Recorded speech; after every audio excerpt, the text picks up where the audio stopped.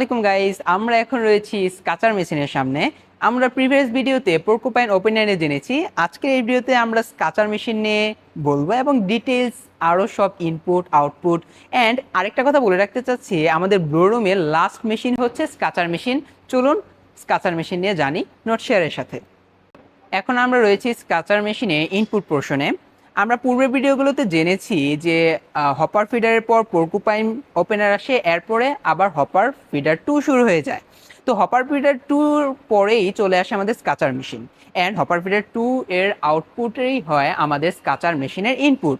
এখানে স্কাচার মেশিনে আমাদের প্রথমেই দেখা যাচ্ছে যে প্রেসার রোলার রয়েছে এবং তারপরে পোর্শনেই ঠিক এই নিচ দিয়ে চলে আসে আমাদের যে টার্পগুলো, অর্থাৎ হপার ফিডার 2 এর আউটপুটগুলো এখান দিয়ে চলে আসে এবং স্কাচারের জন্য সেটা ইনপুট হিসেবে কাজে দেয়। এখন আমাদের এখানে যে ফিড লেটিসটা দেখতে পাচ্ছি সেটা হলো স্কাচার মেশিনের ইনপুট পোর্শনের ফিড লেটিস। ব্লোরুম সেকশনে যে ফিড লেটিসগুলো ছিল, একমাত্র এটাই সেই ফিড লেটিস যে ফিড লেটিসটা লেন্থে অনেক বেশি বড়। এখানে রয়েছে পরপর দুটো প্রেসার বার। এই প্রেসার বারটা কি কাজ হয়ে থাকে? এর কাজ হয়ে থাকে আমাদের যেখানে ইনপুট হিসেবে টার্পগুলো চলে আসতেছে সেটা যেন বেশি পরিমাণে ইনপুট চলে না যায়, সেটা এটা আমাদের কন্ট্রোল করে থাকে। এই প্রেসার বারের পরে আমরা যে রোলারটা দেখতে পাচ্ছি সেটা হলো ফিড রোলার। এই ফিড রোলারটাই মেইনলি আমাদের স্কাচার মেশিনে ফিডিং করে থাকে এবং ফিডিং ইন্টেন্সিটিকে কন্ট্রোল করে থাকে। এখানে ইনপুট সেকশনে আমাদের এখানে দেখতে পাচ্ছি যে ফিড রোলার রয়েছে। এই ফিড রোলারের ঠিক নিচে দিয়ে, অর্থাৎ ফিড রোলারের নিচে দিয়ে আমাদের ইনপুটটা চলে আসবে। আর এখন আমরা যেখানে রয়েছি সেটা হলো বিটিং সেকশনে রয়েছি আমরা। এই বিটিং সেকশনে আমরা সবাই জানি এবং পূর্বের মেশিনগুলোতে জেনেছি বিটিং সেকশনেই থাকে বিটার, কিন্তু এখানকার বিটারটা অন্যান্য মেশিনগুলোর বিটার চেয়ে টোটালি আলাদা। কারণ এখানকার বিটারে কে বলা হয় 3 আর্ম বিটার অথবা কৃষ্ণার বিটার। এখন কথা হচ্ছে একে 3 আর্ম বিটার কেন বলা হয়? এখানে 3 আর্ম বিটার বলার রিজন হলো, দেখো এখানে 3টা আর্ম রয়েছে, 1 2 অ্যান্ড 3। বিটারটাই বিটিং কাজ করে থাকে। এখন কথা হচ্ছে এটা কেন অন্যান্যর চেয়ে আলাদা? অলরেডি বলে ফেলেছি এখানে 3টা আর্ম থাকে এবং সেই সাথে আমরা জানি বিটিং সেকশনে যখন বিটারগুলো থাকতো প্রত্যেকটা বিটারে থাকতো স্ট্রাইকার, কিন্তু এখানে অন্যান্য বিটার চেয়ে টোটালি আলাদা। এখানে স্ট্রাইকারের পরিবর্তে আমাদের ইউজ করা হয়েছে পিন। এখন কথা হচ্ছে এখানে কেন আমরা পিন ইউজ করেছি? আমরা যদি খেয়াল রাখি, আমরা প্রত্যেকবারে যখনই বিটিং সেকশন হয়ে যাচ্ছে বা বিটিং হয়ে যাচ্ছে পরপর যখনই বিটার ইউজ হচ্ছে, আস্তে আস্তে দেখা যাচ্ছে স্ট্রাইকার ছোট হয়ে যাচ্ছে। কিন্তু এইখানে স্কাচার মেশিনেও যেহেতু অলরেডি আমাদের ইম্পিউরিটিস অনেক ভালোভাবে রিমুভ হয়েছে এবং টাফ টু টাফ সেপারেশন অনেক ভালোভাবে হয়েছে, তাই এখানে সেটাকে হোল্ড করার জন্য আমাদের যে বিটারে অর্থাৎ বিটিং করার জন্য আমাদের যে স্ট্রাইকার রয়েছে সেটাও অবশ্যই পজিশন ছোট অথবা সেটা সাইজও ছোট হয়ে যাচ্ছে, তাই এখানে আমাদের পিন ইউজ করা হয়েছে এবং এভাবেই আমাদের এখানে বিটিং সেকশনের মেইন পার্টসের কাজ। এখন কথা হচ্ছে বিটিংয়ের এটা রোটেশন, বিটারের রোটেশনটা কেমন? বিটারের রোটেশনটা ঠিক এমন দিকে থাকে, এভাবে হয়। অর্থাৎ আপনারা অলরেডি বুঝতে পারছেন যেহেতু বিটারের মোশনটা এদিকে, মানে ইনপুট হবে তার নিচে দিয়ে চলে আসবে। অ্যান্ড আমরা প্রত্যেকটা ভিডিওতেই বা প্রত্যেকটা মেশিনেই দেখেছি আমাদের যেখানেই থাকতো বিটার তার নিচেই থাকবে গ্রিড বার। এখানেও ঠিক সেম, এখানেও গ্রিড বার রয়েছে। অ্যান্ড আবার সেম কথা বলতে চাচ্ছি, আমাদের ডিফারেন্ট টাইপের গ্রিড বার ছিল, ট্রায়াঙ্গুলার ব্লেড। এখানে ব্লেড টাইপের গ্রিড বার ইউজ করা হয়েছে, কিন্তু এটা একটু অন্যান্যর তুলনায় একটু এক্সেপশন। কেন এক্সেপশন? কারণ আমরা সব জায়গায় দেখেছি বিটারের নিচে ফুললি গ্রিড বার থাকতো, হয়তো ট্রায়াঙ্গুলার বা ব্লেড টাইপের, কিন্তু এখানে 1/3 পোর্শন আমাদের গ্রিড বার থাকে। এখন কথা হচ্ছে কেন 1/3 পোর্শন গ্রিড বার রাখা হয়?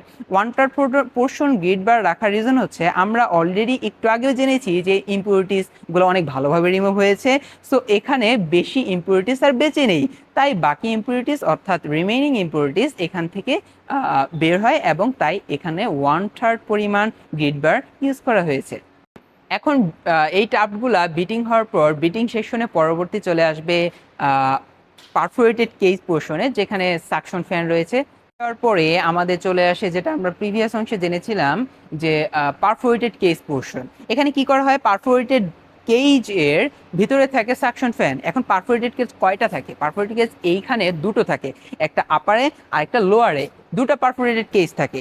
এই দুটো পারফোরেটেড কেজের মেইনলি কাজটা কি? মেইনলি কাজটা হলো এই তো এদের উপর যে চলে আসা যে টাফগুলো রয়েছে সেই টাফগুলোর মাইক্রোডাস্টকে রিমুভ করে এই পারফোরেটেড কেজের কাজ। এখন পারফোরেটেড কেজের পর আমরা যে ক্লিনড টাফগুলো পেয়েছি সেই ক্লিন টাফগুলা আমাদের পরবর্তী সেকশনে পাস করবে স্ট্রিপিং রোলার। আমরা পূর্ববর্তী মেশিনগুলোতে দেখেছি যে হপার ফিডার ছিল অথবা পোর্কুপাইন ওপেনার ছিল, সেখানে যখনই দেখা গিয়েছে যে পারফোরেটেড কেজ রয়েছে তার ঠিক পরেই রয়েছে আমাদের স্ট্রিপিং রোলার। এই স্ট্রিপিং রোলারটা এই পারফোরেটেড কেজে আটকে থাকা আমাদের টার্ফগুলোকে হোল্ড করে পরবর্তী পোর্শনের জন্য পাস করে দেয়। এখন এই পরবর্তী পোর্শনের জন্য পাস করার পরে আমাদের পরবর্তী সেকশন চলে আসে ক্যালেন্ডারিং সেকশন। এই ক্যালেন্ডারিং সেকশনে আমাদের ক্যালেন্ডার রোলার রয়েছে মোট 4টা। এখন এই ক্যালেন্ডার রোলারে আমাদের ক্যালেন্ডারিং হয়ে থাকে। আসলে ক্যালেন্ডারিংটা হলো আয়রনিং। অ্যান্ড এখানে আরেকটা কথা জানাতে চাচ্ছি যে আমাদের এখানে ক্যালেন্ডারিং রোলারে 3বার ক্যালেন্ডারিং হয়ে থাকে। এর পরবর্তী সেকশনে রয়েছে ক্যালেন্ডার রোলার শেষ হওয়ার পরে রয়েছে আমাদের প্রেসার আর্ম। এই প্রেসার আর্ম এর নিচ দিয়ে আমাদের যাবে ল্যাব ফর্ম হবে। দ্যাট মিনস এই তো যে ক্যালেন্ডারিং হয়েছে এই ক্যালেন্ডারিংয়ের টাপগুলো ল্যাব ফর্মে কনভার্ট হয়ে গিয়েছে। এই ল্যাব ফর্মে কনভার্ট হওয়ার পরে আমাদের প্রেসার যে বার রয়েছে সেই প্রেসার বারের নিচ দিয়ে চলে আসবে আমাদের ল্যাবটা, এবং আমরা যে এখানে দুটো রোলার দেখতে পাচ্ছি এদেরকে বলা হয় ওয়াইন্ডিং রোলার। আর এখানে তার উপরে রয়েছে আমাদের ল্যাব পিন বা ল্যাব বার। এই ল্যাব পিন বা ল্যাব বারে আমাদের ওয়াইন্ডিং হয়ে থাকবে ল্যাবটা, অ্যান্ড পরবর্তী কোনো একটা মেশিনে সেটার জন্য ইনপুট হিসেবে এই ল্যাবটা চলে যাবে। আচ্ছা, এখানে এই পোর্শনে আমরা যেহেতু নতুন কিছু আউটপুট পেয়েছি, প্রত্যেকবারের পূর্ববর্তী মেশিনে আমরা দেখেছি আউটপুট টাফটি পেয়েছি, কিন্তু এইখানে এই পোর্শনে আমরা নিউ আউটপুট পেয়েছি ল্যাব। এখন কথা হচ্ছে ল্যাবটা কি? ল্যাবটা হলো এই তো আমরা যে এতক্ষণ যে টাফগুলো ছিল সেই টাফগুলোর ক্যালেন্ডারিংয়ের মাধ্যমে আমাদের এই ল্যাবটা ফর্ম হয়েছে। ল্যাবটা মেইনলি এই টাফগুলোর একটা শিট যেটা আমাদের ব্লোরুমের সর্বশেষ আউটপুট, এবং এটি ব্লোরুম সেকশন শেষ হয়ে যাওয়ার পরে পরবর্তী কোনো একটা মেশিনের জন্য ইনপুট হিসেবে চলে যাবে। এটা হচ্ছে আমাদের ব্লোরুমে ইনপুট সেকশনের বেইলের একটা পোর্শন ছিল যেটাকে আমরা টাফট বলতাম, আর এটা হচ্ছে আমাদের আউটপুট পোর্শন যেটা আমরা ব্লোরুম থেকে পেয়েছি, অর্থাৎ ল্যাপের একটা পোর্শন। আশা করি দুটোর মাঝে আপনারা ডিফারেন্স ক্রিয়েট করতে পারছেন। দেখুন একটা কত ময়লাযুক্ত এবং আরেকটা খুবই ভালোভাবে ক্লিন করা। সো এটাই হচ্ছে আমাদের ব্লোরুমের মেইন কাজ ছিল। এই ছিল আমাদের স্কাচার মেশিন, এবং স্কাচার মেশিনের এই মেশিন দ্বারাই আমাদের ব্লোরুম সেকশন শেষ হয়ে গেল। ব্লোরুম সেকশনের 7টি মেশিন দিয়ে আমাদের শেষ হয়ে গেল ব্লোরুম সেকশন। এখন পরবর্তীতে আমাদের এই যে টাফটগুলো ছিল ইনপুটের আপনাদের একটু রিকল করিয়ে দিতে চাই। ব্লোরুম সেকশনে আমাদের ইনপুট ছিল বেইল অ্যান্ড টাফট, এবং সেটার আউটপুট পেয়েছি আমরা ল্যাব। এখন এই পরবর্তী ল্যাবটা কিভাবে সেটা আবার স্লাইভার অথবা সেটা ইয়ার্নে কনভার্ট হবে সেটা আমরা পরবর্তী সেকশনে জানবো। সো আজকের ভিডিও এই পর্যন্তই। যদি আমাদের এই ব্লোরুম সেকশন অর্থাৎ প্রিভিয়াস কোনো ভুল অথবা আজকের কোনো মেশিনে কোনো ইনফরমেশনে মিস্টেক হয়ে থাকে তাহলে প্লিজ আমাদের নোটিফাই করবেন, আমরা ইনশাল্লাহ সেটা ঠিক করার ট্রাই করব। টিল দেন, আসসালামু আলাইকুম।